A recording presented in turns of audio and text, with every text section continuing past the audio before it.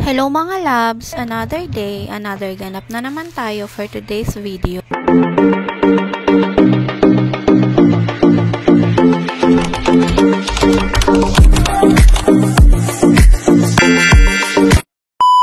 Pagkaalis nga pala ni Daddy ay nagtimpla na nga din muna agad ako ng kape habang natutulog pa nga ang anak ko.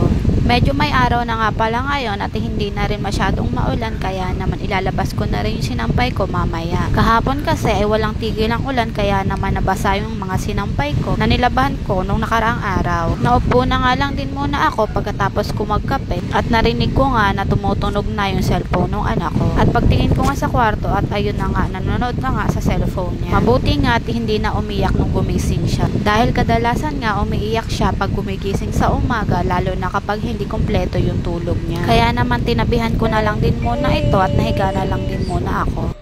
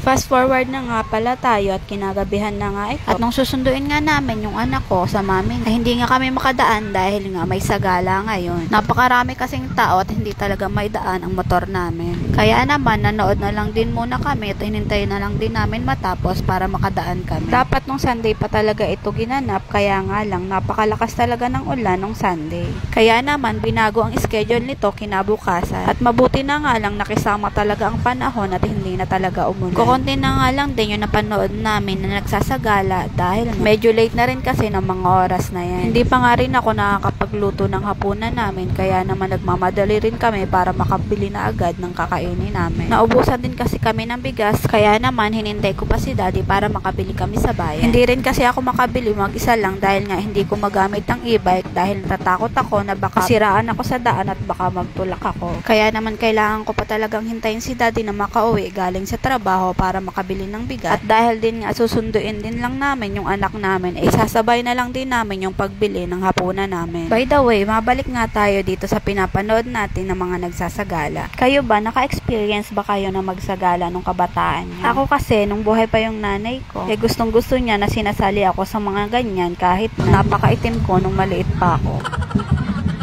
Todo effort pa nga yun sa paghahanap ng susuotin ko, kaya naman nagtatahi nga siya dahil nga napakahilig niya magtahi ng mga costume noon. Kahit nga nung JS prom ko, siya talaga yung nagtahi ng gown dahil nga yun na nga lang din ang libangan niya nung panahon na maliit pa ako. Nakakamiss lang din yung mga effort na ginagawa ng nanay natin at ngayon ko lang din nare-realize dahil nga wala na nga sila. Kaya naman sobrang nakakaingit talaga sa may mga nanay na inaasikaso yung mga anak nila at lalong-lalo na kapag may mga apo na sila. Hindi ko man yun naranasan sa mga magulang ko pero alam ko na masaya sila para sa amin ng mga kapatid ko. At ayan nga at matatapos na nga rin yung nagsasagala kaya naman kanya-kanya nang nagsialisan at nagsiuwian yung mga taong nanonood dito sa may kalsada. Hinintay ko nga lang dito si Daddy sa may kanto dahil kinuha niya nga yung motor at para hindi na rin ako makapagsiksikan papunta doon. At ang masundo na nga namin ng anak ko ay nakabili na rin kami ng puulamay namin ngayong gabi. Bumili lang din kami ng ampalaya dahil nga mas nabilis lang din naman ito maluto at alas 9 na rin ng gabi ng mga oras na yan. Kailangan ko na rin kasi makapagluto dahil nga kumukulo na rin yung tiyan ko sa gutom. Tanggalan ko na nga palaya ng buto at hiniwa ko na nga rin ito. At pagkatapos ko na nga hiwain ang ampalaya ay kumuha na nga rin ako ng sangkap sare para naman masunod na itong hiwain. Nilagyan ko na na nga lang din ito ng 2 kamatis dahil nga wala din naman akong ilalagay na karne na panghalo dito. At nang matapos na nga ako sa mga sangkap ay hinanda ko na rin ang kawali. Hindi ko na nga po pala nilapit yung pagbibideo ko dahil nga nahihiya ako sa kawali namin. Napakaitim kasi at napakaduming tingnan, pero malinis naman po yan. Hindi na lang din kasi matanggal yung mga itim-itim sa gilid kaya naman napakaduming tingnan. Napakamahal kasi ng mga original na non-stick pan kaya naman hirap na hirap akong bilhin dahil nga hindi ko afford.